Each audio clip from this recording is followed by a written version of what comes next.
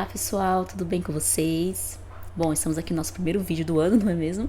E o primeiro vídeo sobre um livro em específico. E dessa vez a gente vai conversar um pouquinho sobre o mundo da escrita do Martin Kushner. Quem acompanhou os últimos vídeos do canal me viu comentando sobre esse livro, gente. E, assim, mesmo depois de eu ter terminado de ler, já faz alguns dias já, eu ainda continuo pensando bastante nesse livro aqui. O subtítulo é Como a Literatura Transformou a Civilização. Então é um livro sobre livros. A gente vai ver um pouco sobre a história da escrita e também o surgimento dos livros, né? Porque não tem como separar uma coisa da outra, né? A história da escrita está muito ligada ao surgimento dos livros, ao conceito de livro que a gente tem hoje. E eu quero deixar bem claro para vocês que esse livro aqui, gente, ele tem uma linguagem muito fácil, muito acessível, tá? Eu diria que é aquele tipo de livro muito legal para quem gosta do tema de divulgação científica, né? Então aqui, apesar de ser uma linguagem simples e acessível para qualquer leitor, né? Tem referências, tem estudos, né? Então o autor, o Martin Kushner, ele fez questão de colocar aqui algumas referências bibliográficas de pesquisas que ele fez para poder escrever esse livro aqui. Apesar de não ser um livro científico, ele tem uma temática aqui um pouco...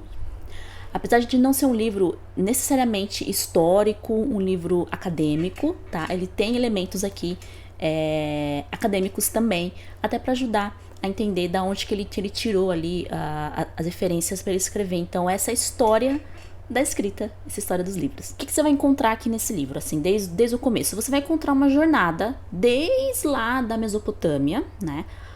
Quando surgiu, então, até onde a gente sabe, os primeiros escritos, o conceito de escrita, né, no caso, que surgiu na Mesopotâmia. Da Mesopotâmia, a gente vai, então, atravessar, vai chegar ali nos povos gregos. Que, gente, e o capítulo sobre Alexandre o Grande e como que a literatura, principalmente a Ilíada, influenciou muito das atitudes, das decisões, enfim, da pessoa que se tornou, então, Alexandre o Grande. E tem esse capítulo aqui que é super interessante. A gente vai, então, passando, né, nessa linha do tempo, não só do surgimento da escrita, mas também do surgimento das primeiras grandes histórias, que formaram, então, o que o autor chama aqui de textos fundamentais.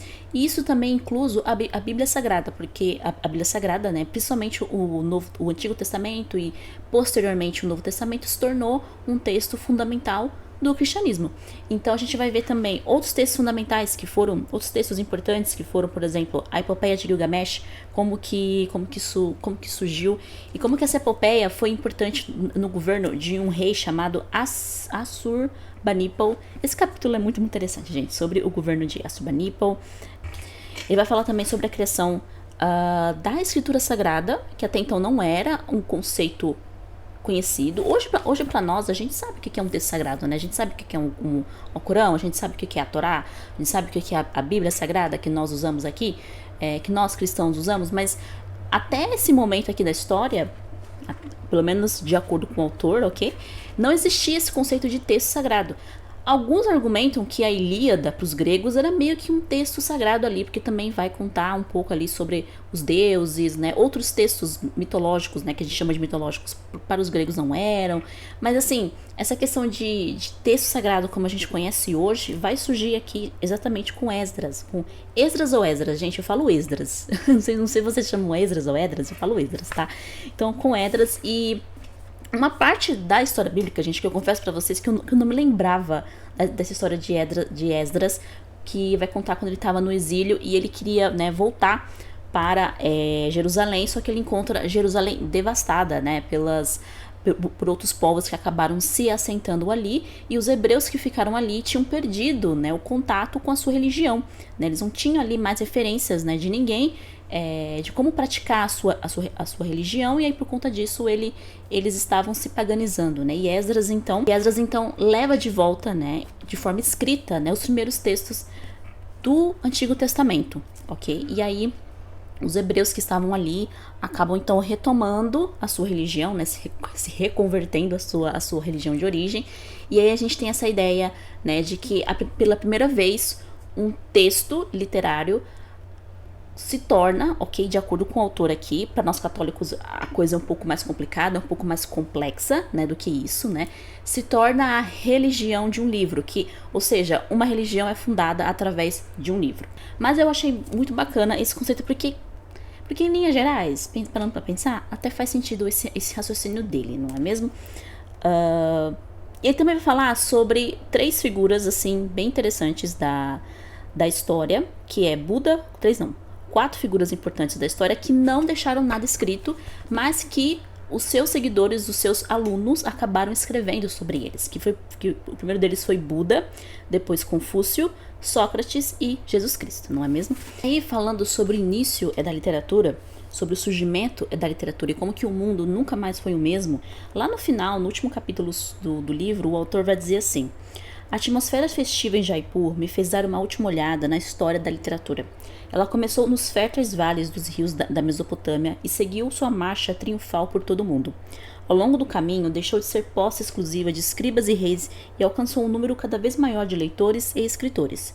Essa democratização teve o auxílio de tecnologias, do alfabeto e do papiro ao papel e à impressão, que reduziram as barreiras de entrada, franqueando o acesso ao mundo literário a mais pessoas, que então introduziram novas formas, romances, jornais, manifestos, ao mesmo tempo que afirmavam a importância dos textos fundamentais mais antigos. Jaipur, com seus leitores de todo tipo e o choque entre textos antigos e novos, parecia um bom suporte de livros para essa história. Jaipur é o festival literário, se não me engano, na Índia, né, que o autor foi participar, e aqui no último capítulo ele contou como foi essa experiência para ele. Então, esse final aqui, esse último parágrafo, ele resume perfeitamente aqui sobre o que é esse livro. E também vou comentar algumas outras coisas alguns capítulos que para mim foram muito interessantes, por exemplo, sobre o romance de Genji, acho que é assim que fala o nome, tá?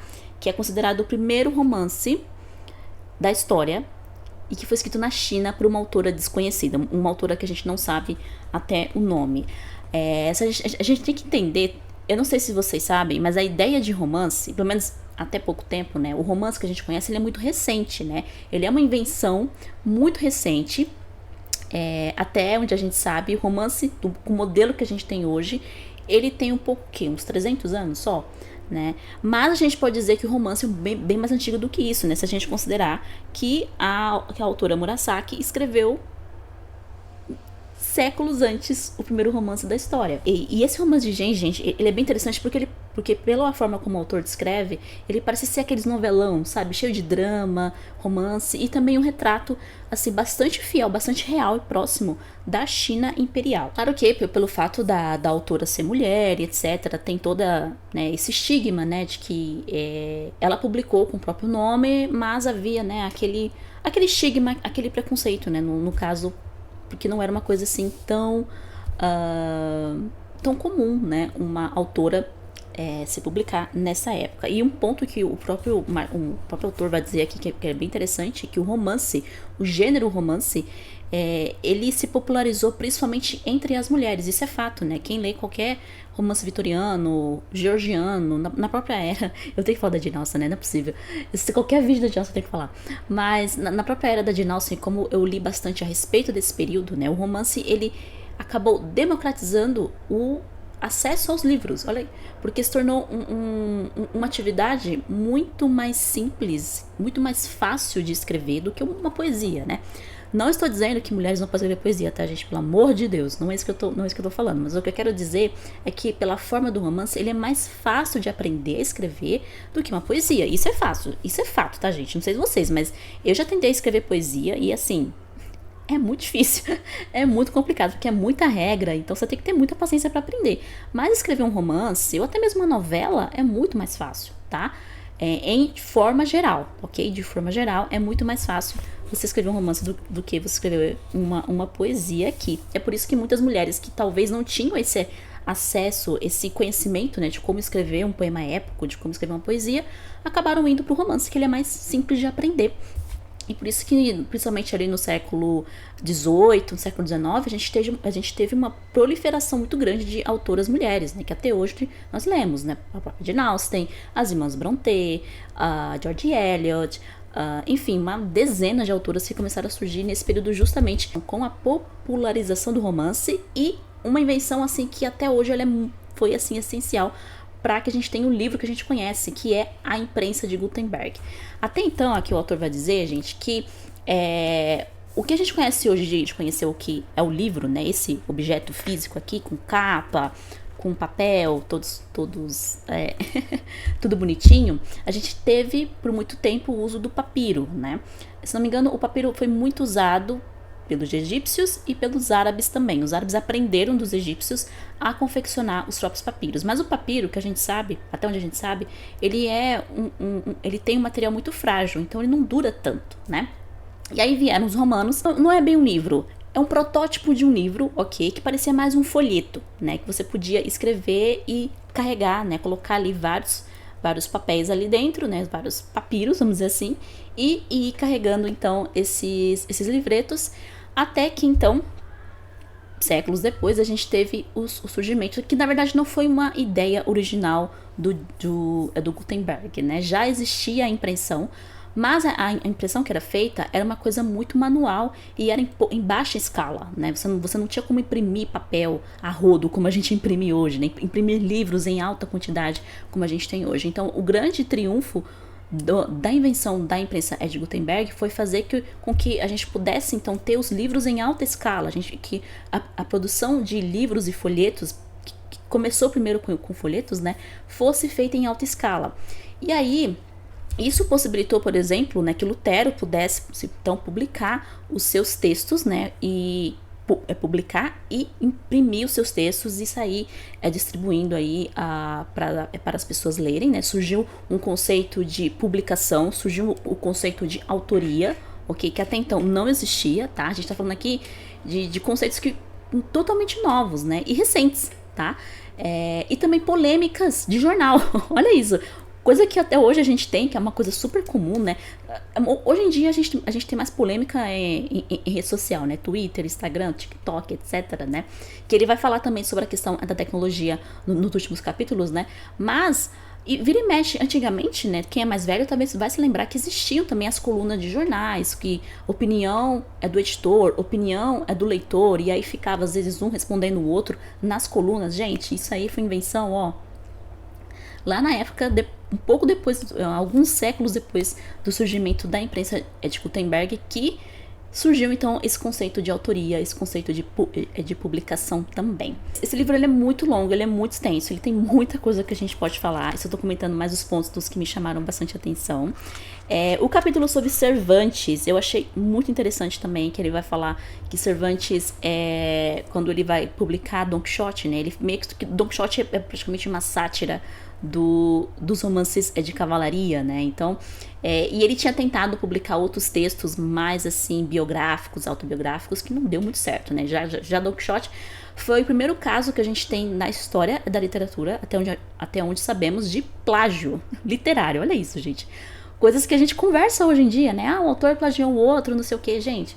E isso começou lá com Cervantes, né? Quando ele publicou o primeiro tomo de Don Quixote, uma pessoa escreveu lá uma fanfic, basicamente, e publicou falando que é a continuação de Don Quixote, né?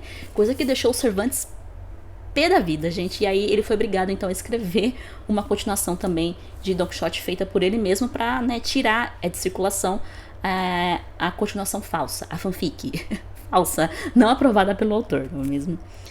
Eu comentei também nos outros vídeos sobre a questão do Popol Vuh, dos maias, né? Eu falei no último vídeo do canal que esse capítulo sobre a escrita maia, gente, é um negócio impressionante. Porque até então, ele estava falando, o autor fala sobre a escrita na Europa e na Ásia, né? Como que surgiu. Que assim, gente, não foi uma coisa de uma pessoa só, um único povo, né? Foi algo que foi surgindo entre vários povos e basicamente quase que ao mesmo tempo ali, com pouco tempo de diferença entre um povo e outro, né, sobre a questão da escrita. Mas aqui nas Américas, né, o único povo que a gente tem até hoje, que a gente tem notícia, que teve um sistema de escrita assim bem definido, foi o povo maia, né. É tanto que o autor vai dizer aqui que existem textos escritos na língua maia que até hoje a gente ainda não conseguiu decifrar. O alfabeto maia ainda é um mistério, né? Boa parte dele ainda é um pouco misterioso para nós, porque a gente ainda não conseguiu decifrar. Muita coisa já foi decifrada, inclusive o calendário maia. Por conta dessa história do calendário maia que surgiu aquele negócio de 2012 ser o fim do mundo. Vocês lembram disso? Quem é mais velho vai lembrar que 2012 era o fim do mundo, saiu filme sobre o fim do mundo. O autor vai dizer sobre o calendário maia e como que surgiu essa história de 2012 ser o fim do mundo. Ele vai dizer assim: os livros maias estavam intimamente ligados à ciência maia de cálculos de anos, meses e dias, como Landa percebeu. A única coisa que hoje todos associam aos maias, seu calendário. Era um sistema complexo, ou melhor, vários sistemas interligados, que começava em 11 de agosto de 3114 a.C., terminava em 21 de dezembro de 2012. Desde essa data, vivemos no segundo ciclo de 5.126 anos do calendário maia. Em 2012, houve que acreditasse que o fim do ciclo significava o fim do mundo. Então foi isso que foi... Gente, finalmente eu descobri da onde que realmente surgiu essa história. Eu sabia que era o calendário maia, mas assim, sabe aquele povo que começa a espalhar umas informações meio duvidosas, mal explicadas, né? Foi por conta disso. Quem lembra, quem viveu essa era aí, vai saber do que eu tô falando. Então a gente tá aí...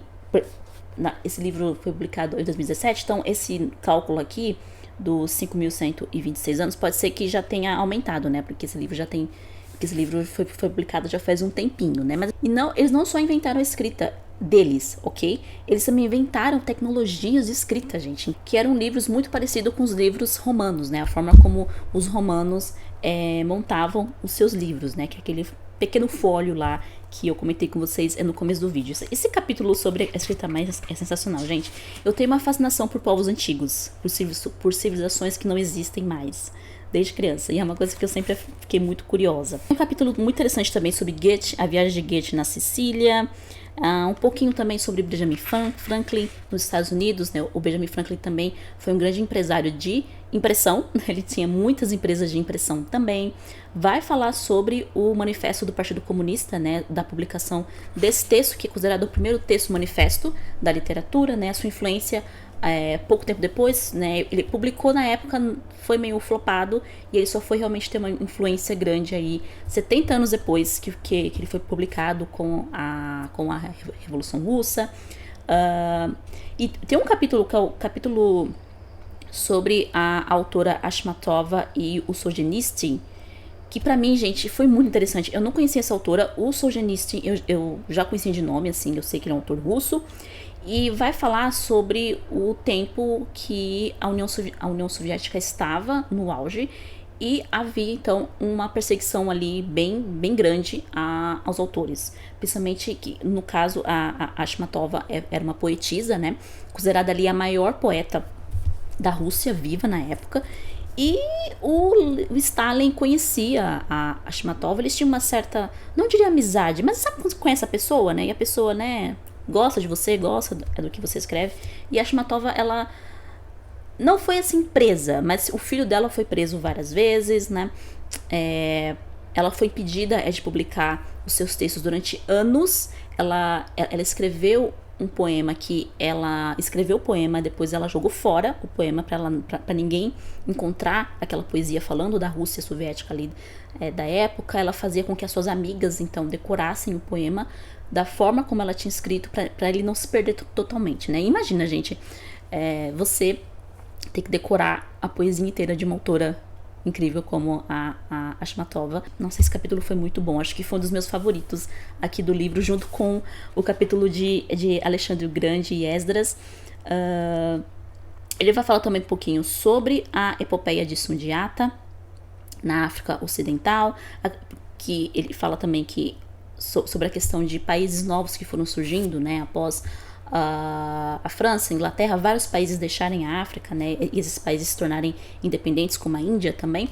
Eles acabam então ficando ali um pouco perdidos, né, nessa parte da literatura, né. Cada povo tem o seu texto fundamental da sua língua, e muitos desses países novos que surgiram depois aí, não tinham a literatura, né? Então eles tiveram que criar do zero, né? Que é o caso da epopeia de Sundiata, do autor Derek Walcott, que era um poeta caribenho, né? Que ele escreveu ali sobre a ilha de Santa Lúcia, que até então era, se não me engano, era uma ilha dos franceses, né? Então depois que a França saiu, eles se tornaram independentes, né? E aquilo que eu falei, eles não tinham a própria literatura, né? Aquilo que eu já ouvi muitos autores dizendo, né? Um povo sem literatura é um povo que não tem história. E isso é óbvio, né, gente? Porque se você não deixa nada escrito, como é que alguém no futuro vai saber sobre quem era aquele povo, né?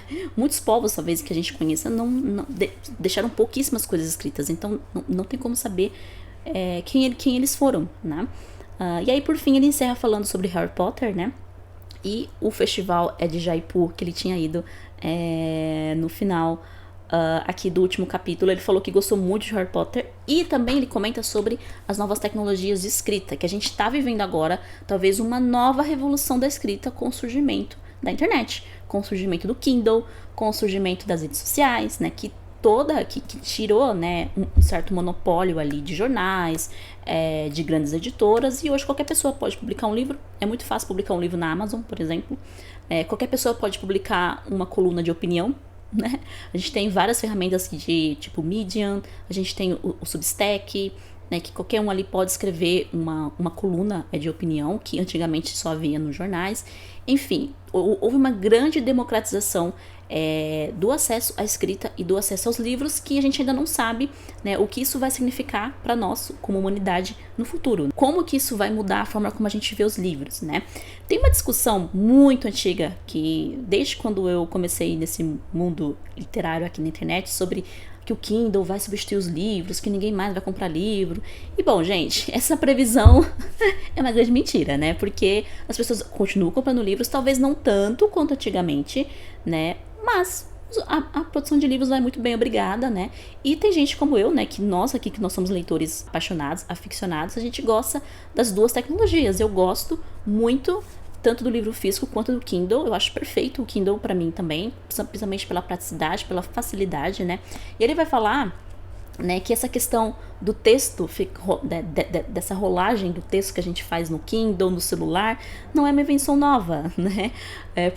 Outros povos também trabalhavam com essa questão de você rolar o texto, né, com papel, né? Você pegar um grande rolo de papel e ler o texto ali rolando o papel para você ler o texto inteiro, coisa que a gente faz no Kindle hoje, que a gente faz no celular hoje em dia.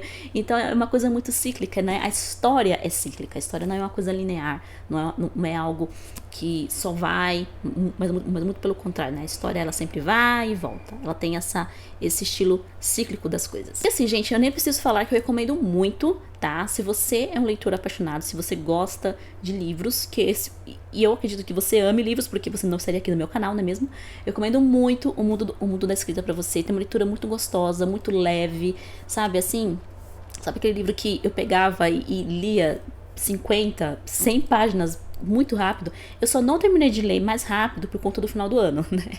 Então, no final do ano, assim, sempre tem, né? A gente vai pra casa de um, vai pra casa do outro. Então, eu fiquei com menos tempo de leitura, né? Nesse Natal e Ano Novo. Sempre que eu pegava, a leitura fluía demais, gente. Então, fica aqui a minha recomendação do mundo da escrita pra vocês.